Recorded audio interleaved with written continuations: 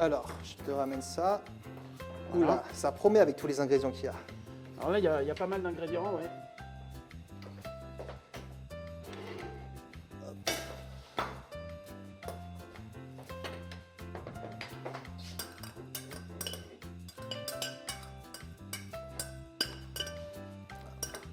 Donc voilà, je vous le reprécise, tous ces ingrédients-là, vous avez dû les recevoir dans les meal kits, donc n'ayez pas peur, ce n'est pas du tout compliqué. Et même pour moi qui ne suis vraiment pas très doué en cuisine, bon, bien que ce soit un meilleur ouvrier de France, ça a l'air quand même assez simple. Donc n'ayez pas trop peur, vous pouvez faire à peu près la même chose. Alors, Là, c'est le cœur de la cuisine, le kimchi. Tu sais que l'utilisation du kimchi, elle est indispensable à la cuisine coréenne. Elle fait vraiment partie des fondements de la cuisine. le Donc- kimchi, oui, effectivement. C'est pas mal quand même de garder quelques proportions en tête. En l'occurrence, dans le meal kit, vous avez dû recevoir une farine. D'accord. Une farine pour préparer ce john. Donc, on met la farine en premier. Après, on va utiliser du jus de kimchi qu'on peut mettre dedans. Un petit peu. Voilà. Et ensuite, on va rajouter de l'eau. C'est de l'ordre de 2 tiers d'eau pour 1 tiers à peu près de farine. Je mélange pour éviter de faire des grumeaux, j'y vais tout doucement. L'eau, elle est froide.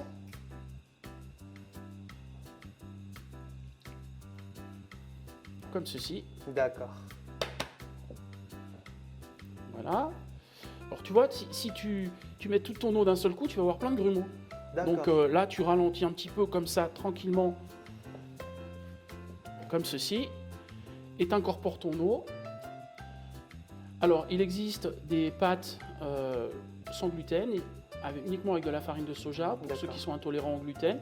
En l'occurrence, celle-ci, il y en a un petit peu de farine classique. Bon, ça se trouve très très facilement hein, dans les alimentations, dans les magasins d'alimentation asiatiques, et notamment produits coréens. D'accord. Ça vaut vraiment le coup. Je ne ferai pas de publicité ici, mais ça vaut le coup D'accord. d'y aller. Tu vois? C'est vrai que moi également, ce churn-là, je crois qu'il y a à peu près quelques mois, je l'avais fait aussi. Et j'avais trouvé la plupart des ingrédients dans les épiceries coréennes. Oui. Mais moi, c'était pas le kimchijeon, c'était quoi? C'était le hemol pajeon. En fait, c'était exactement la crêpe, mais avec des fruits de mer. C'était à peu près. Voilà. C'est ce que j'allais dire tout à l'heure. Là, en l'occurrence, on va faire une recette à partir donc, de kimchi, mais on aurait pu mettre aussi un petit peu de crevettes au moment où on va les C'est cuire, vrai. un petit peu d'encornet éventuellement. La crêpe, ça, ce qui est bien, c'est qu'on peut mettre un peu les ingrédients qu'on souhaite. Bah, c'est un peu ça, la cuisine coréenne, au final. C'est comme le bibimbap, si on prend les ingrédients qu'on souhaite et qu'on a chez nous, et on crée notre propre recette. Voilà. Alors, j'ai ma crêpe. Voilà. Tu vois, parce que ça te fait comme une pâte à crêpe en fait, un petit peu. Donc là, je vois que tu mets un peu plus d'eau à chaque fois. Ça, c'est pour quelle raison? Ben, la raison, c'est que je vais essayer d'obtenir la texture qui m'intéresse, D'accord. tu vois, qui est celle d'une pâte à crêpe un petit peu épaisse et sans grumeaux. C'est pour ça que je mets l'eau petit à petit. Comme ça, j'ai ma texture, elle est bonne. J'ai mis mon jus de kimchi pour parfumer. D'accord. Et je peux mettre, alors ça aussi c'est un petit truc coréen, un tout petit peu de poudre de piment. Est-ce que par hasard, c'est le gochujang? Alors c'est pas exactement le gochujang là, c'est la poudre de piment. Ah, Le gochugaru. gochujang, c'est- Gochugaru. voilà, Gochugaru, pardon. Ah, gochugaru. Ça, c'est vraiment également un ingrédient typique de la cuisine coréenne. Je pense que dans la cuisine coréenne, il y a à peu près 3-4 ingrédients qui vont apparaître très souvent, j'imagine. Il y a le gochujang, il y a le kanjang, ensuite il y a ça, le gochugaru, et il y a également un peu le chamgirim aussi, j'imagine. Voilà, exactement. En fait, ce sont à la fois le piment, la pâte de piment fermentée avec le soja, ou la pâte de soja fermentée, hein, et puis le kimchi. Ça, c'est la base. C'est la base. Donc on a notre pâte, comme ça, elle est, vous voyez, elle est lisse, il n'y a pas de grumeaux dedans, elle est légèrement rosée, et j'ai coupé le kimchi. Alors le kimchi, donc vous l'avez soit en boîte, là je vous ai fait une petite faveur, je vous ai amené mon kimchi à moi. Ah, Comme ça, kimchi homemade. voilà, kimchi homemade, D'accord. chacun le sien, mais je dois avouer que là vous avez aussi un très bon produit et ça fonctionne très bien. Ça c'était pour te faire plaisir, hein, Chamil, le kimchi, tu vas voir. Que j'ai pas mangé. Mais tu sais que le kimchi, il est extrêmement populaire en Corée. C'est vrai que si jamais vous allez dans un restaurant coréen, et j'imagine que tu l'as déjà vu aussi, c'est obligé d'avoir du kimchi. Ah bah tu passes pas à table si t'as pas du kimchi sur Moi, la par table. exemple, si je mange mes ragoûts coréens sans kimchi, pour de vrai, moi, je peux pas manger. Alors, j'ai coupé mon kimchi en gros morceaux. Donc, vous prenez votre kimchi, ou en l'occurrence celui que vous avez dans le kit, hein, et vous allez le couper. Voilà, faites comme une grosse julienne. D'accord, Vous voyez. on coupe assez fin. Ouais, assez fin quand même, D'accord. comme ceci. Alors, je remets un peu, hein, parce qu'on est gourmand et qu'on aime beaucoup le kimchi. Mais de toute façon, on vous donnera des proportions exactes. Mais ce qu'il faut respecter, voilà, c'est cette idée d'avoir une pâte qui est un petit peu comme cela, comme une pâte à crêpes. Mais j'imagine que si on veut manger un peu plus épicé, on doit mettre un peu plus de kimchi et donc on doit un peu doser par rapport à... Si tu veux manger un peu plus épicé, tu mets une poudre de piment un peu plus Ah, épicée. d'accord, Parce qu'en d'accord. fait, tu as différentes forces dans le piment. Ah d'accord. Voilà, tu as des poudres de piment qui sont plus ou moins douces, qui vont donner de la couleur, et tu en as qui sont plus ou moins piquantes, D'accord. voire carrément très piquantes. Ah d'accord, donc on peut mettre ça dedans. Voilà, on D'accord, peut moduler. C'est vrai que souvent, le piquant, ça nous fait peur un petit peu à nous, les Français. Tu vois. Mais en kimchi, on peut moduler, quoi. On n'est pas toujours obligé d'avoir un kimchi qui va t'emporter la bouche. C'est vrai. Mais après également, moi j'ai une petite anecdote. En fait, si les Coréens ils mangent énormément de kimchi, c'est déjà parce que, je sais, c'est très bon pour la santé, mais également qu'en Corée, quand tu manges épicé, ça fait un peu transpirer, donc ça fait un peu déstresser aussi. Après une journée de travail, très souvent les Coréens, du coup, on va manger pour essayer un peu de se relaxer, quoi. C'est pour ça qu'ils mangent très épicé aussi en Corée. C'est pour ça aussi. Ok. Donc là, on est prêt. Hein, on a notre pâte qui est prête. D'accord. Donc on va retirer un petit peu tout ça. Ok, je te mets ça là. Oui, ou tu peux me le remettre sur notre petite étagère, comme ça, derrière, pour que vous ayez une meilleure vue, parce que là, on va passer à une opération qui va être la cuisson. Ah, Une poêle, d'accord. de l'huile, la plus simple possible. De l'huile d'olive classique. Ouais. Non, c'est pas de l'olive, hein. Là, c'est une huile. D'accord. Tu prends de l'huile de cuisson, hein, D'accord. classique. Là, je travaille sur de l'induction, c'est toujours un peu plus D'accord, touchy. bien sûr. Voilà, et je fais chauffer mon huile. La petite louche qui va bien, comme ceci. Juste pour savoir, parce que même moi, je peux éventuellement la refaire chez moi. Là, c'est à feu doux, c'est à feu... C'est à feu vif, hein. C'est D'accord. comme une crêpe. D'accord. Prenez une poêle anti-adhésive, c'est plus pratique. D'accord. On met pas mal d'huile dedans. Voilà.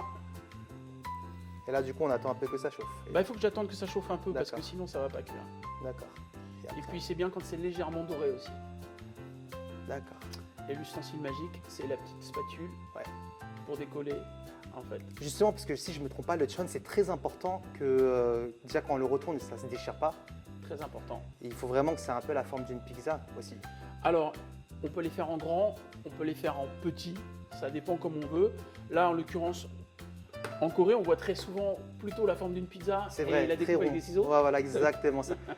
En Corée, c'est vrai que bon, c'est bien, mais en même temps, ça a des avantages. C'est qu'on coupe absolument tout. Mais tu t'en rends compte?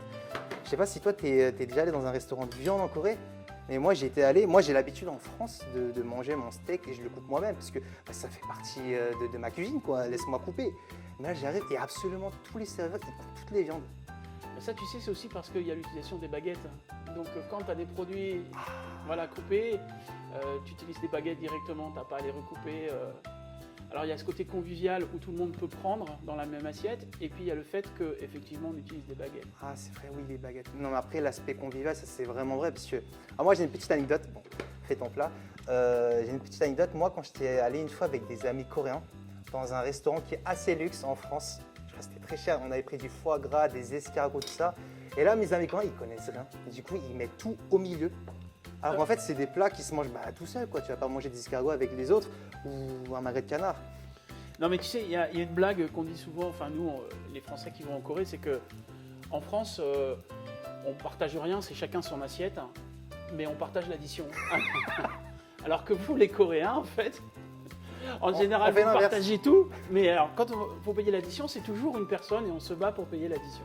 Mais ça fait des sketchs fameux en France où effectivement Non, ça c'est vrai. En Corée, très souvent, l'addition, bon, ça se partage un peu, mais très Non, c'est souvent... pas bien vu quand même. Ouais, mais très souvent, C'est pas ça, bien ça se partage pas trop et c'est souvent le mec. Non, donc voilà, nous, on partage rien sauf l'addition. Ça, c'est Et vous, vraiment... vous ça, c'est partagez pas tout. mal, ça c'est pas mal, ça c'est vrai, ouais. Bon voilà, j'ai ma petite crêpe là qui est tranquillement en train de cuire. D'accord. Ce qui est important, c'est qu'au moment où elle va devenir, elle est plus liquide dessus, là tu peux la retourner. Mais si tu la retournes avant, en fait, tu vas avoir une crêpe qui va se défaire, qui va avoir D'accord. tendance à se défaire. Si à ce moment-là, tu trouves que ta crêpe est trop épaisse, tu peux remettre un petit peu d'eau dedans. D'accord. Mais moi, j'ai l'impression, parce que moi, quand j'avais fait des chon, je ne l'avais pas retourné aussi rapidement. Est-ce que c'est parce que tu as laissé plus longtemps au feu vif, c'est ça? Oui, il n'y a pas que ça, il y a aussi le fait que j'en cuis une à la fois. Donc D'accord. voilà, donc on a la petite crêpe de Chon qui est là, comme ceci. D'accord. Je vais en faire une deuxième, je peux baisser un peu mon feu parce que D'accord. maintenant ma poêle est chaude. Juste pour vous préciser que là, effectivement, si ça a pris moins de temps et c'est encore plus simple, c'est parce que ça a une petite forme. Donc si jamais vous n'y connaissez pas trop, essayez tout d'abord de vous lancer dans des crêpes assez petites comme ça. Voilà. Puis c'est aussi plus sympa à partager. Tu vois, t'en fais plusieurs, avec un petit verre de Petit soju. verre Soju Ou avec... makgeolli. Exactement. Ah, j'adore le makgeolli. Connaisseur. Ouais, Exactement. j'adore le makgeolli. Voilà, D'accord, on attend comme ça. on attend comme ça. J'aurais pu mettre un petit peu de ciboulette dedans. D'accord. Là, vous pouvez faire ce que vous voulez. Enfin, ce que j'appelle la ciboulette, c'est le petit oignon. D'accord. Tu vois, je peux reprendre un petit peu d'oignon comme ça. Si vous voulez faire une petite variante, vous reprenez les petites tiges de ciboulette qu'on avait en entrée, là, petite ciboule oignon. Ah, j'avais l'habitude de voir mes amis couper des ingrédients, je pensais que c'était bon, mais là, ah ouais, c'est un autre niveau là. Voilà. Tu vois, j'ai baissé le feu, c'est pas D'accord. assez fort là. D'accord.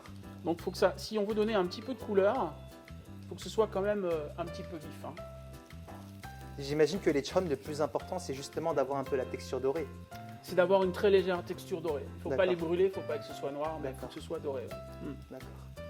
Alors, tu te remarqueras que pendant ce temps-là, notre riz est cuit. D'accord. Hein. Il fait de la vapeur. L'intérêt du rice cooker, c'est D'accord. que ça cuit tout seul. D'accord. Et là, ça sera bientôt prêt, j'imagine. Alors, quand il est prêt, en général, il se met sur réchauffage, comme là, D'accord. et il évacue sa vapeur. Comme je te D'accord. disais tout à l'heure, ça cuit en plusieurs fois. Non, en vrai, le chon, c'est vraiment une très très bonne idée pour, on va dire, un peu commencer un repas. Quand tu invites des amis chez toi, tu fais Exact. des chon, je l'ai déjà fait, tu fais des chon en entrée, c'est déjà génial. Après, vous prenez un petit apéro et après, ensuite, vous passez au plat. Oui, tu peux les préparer à l'avance, puis tu les tiens légèrement au chaud au four. D'accord. Hein.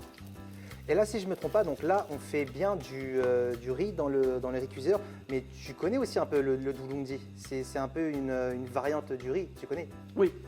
Et du coup, le doulungdi, c'est vrai que... Est-ce que toi, tu en as déjà goûté? Oui. Ah, tu en as déjà goûté? Oui, D'accord. mais moi j'ai fait beaucoup de voyages en Corée, hein, D'accord. tu peux imaginer. Et puis bon, ma curiosité fait que j'ai tendance à goûter pas mal de choses. J'imagine. Comme tu vas pouvoir remarquer, je suis un garçon généreux. Moi, c'est vrai que le doulungdi, j'ai très souvent mangé ça quand? C'est quand je suis malade et j'ai pas forcément d'appétit. Ben, je mange ça pour le côté croquant et au moins pour le côté nutritif, je mange du riz. Voilà, alors tu peux nous expliquer un petit peu, de détailler mieux le doulungdi que moi, mais en l'occurrence, c'est d'essayer d'avoir une croûte de riz dans son riz. Ça, c'est vrai. Je pense que vous l'avez reçu dans votre meal kit, donc ça peut remplacer le riz. Ça a au contraire un côté beaucoup plus croquant, donc c'est beaucoup plus intéressant à manger. Donc voilà, checkez bien votre meal kit. Tu vois, j'ai fait ma crêpe, et là je vais mettre un petit peu de ciboule dessus, comme ça. Ça, c'est ma petite version à moi. Et comme tout à l'heure, j'attends que ma crêpe elle soit légèrement... En fait, je me rends compte encore une fois plus qu'on peut mettre ce qu'on veut en fait dessus. Là, par bah. exemple, si je veux mettre des oignons, je peux en mettre. Tu peux mettre des oignons, tu peux mettre des crevettes. D'accord. Voilà, tu peux mettre, on a dit tout à l'heure, des petits morceaux de calmar, D'accord. des moules. D'accord. Hein. Voilà, hop, là elle est bien dorée. Donc je cuis l'autre côté. Tu sais, c'est un pancake hein, en fait. Hein. Ouais, vois exactement. Bah, C'est un peu esthétiquement, l'idée. oui. On parle de crêpes. Bon, allez, c'est parce que c'est plus francisé comme nom, mais voilà, on est carrément sur un pancake. Et Donc tu là, vois, juste pour pas que j'oublie également moi, c'est chaque côté, c'est à peu près combien de minutes? tu comptes 2-3 minutes par côté. D'accord, 2-3 minutes, 2-3 minutes. D'accord. Voilà. Parce que si je fais colorer trop le côté ciboule, ça va pas être beau. Ça commence à sentir un peu là. Hein. Ah non, ça sent super bon. Bah oui, justement, on a faim, tu vois. Donc là, tu fais une variante. Je vais en D'accord. faire une deuxième comme ça, parce qu'évidemment, on va les manger, hein. On va pas les laisser comme ça. Là, votre poêle est bien grasse. Vous n'êtes pas obligé de remettre de l'huile, surtout si vous avez une bonne poêle D'accord. anti-adhésive, là, comme celle-ci. Tu vois, comme ça. Je remets un petit peu de ciboulette si je veux dessus, un petit peu de ciboule. Moi, juste pour savoir, toi, en général, les chon, quand tu les manges, par exemple, chez toi, tu les manges comment? Tu les mets dans de la sauce kanjang ou tu les manges tout seul? Non, je les mange avec un petit peu de sauce kanjang ou je dilue un petit peu de sauce soja D'accord. avec un tout petit peu d'eau et une goutte de vinaigre. Et si jamais il y a des gens qui n'ont pas forcément de sauce soja à la maison, par exemple comme moi, est-ce que je peux quand même manger ça? Ah bah oui. D'accord. Non, mais ça se mange. Tu vas voir, c'est super moelleux. D'accord. C'est vraiment de la... C'est une crêpe, hein. D'accord. De toute façon, tant qu'il y a le soju, c'est bon. Ouais. Makwali. On va pas faire l'apologie. Après, c'est vrai que la cuisine coréenne, c'est Avec très modération, sain, mais c'est très sain, mais on est obligé également de parler de l'alcool parce que c'est quand même une tradition, le côté partage encore une fois de plus. Donc c'est vrai que l'alcool c'est quand même très important, mais encore une fois de plus avec modération. Voilà. Non, mais c'est important parce que voilà, on est dans une société où on partage tout et l'alcool amène effectivement cette convivialité. Donc c'est ce genre de plat, c'est comment vous appelez cette cuisine qu'on mange en buvant Anju. Anju. Anju. Ouais. Ça c'est impressionnant quand mes amis français ils vont en Corée, ils me disent c'est quoi tous ces plats qu'il y a? Parce qu'en France, en général, on a juste des plats pour dîner, pour déjeuner.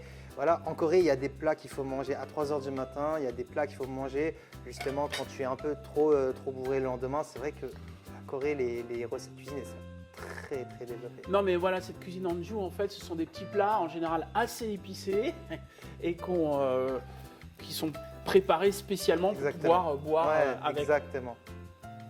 Voilà, écoute, j'ai fait mes 4 petites galettes. D'accord. Hein.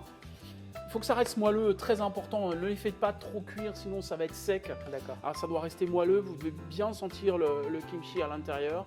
Ça c'est important. D'accord. Voilà, on va se retrouver.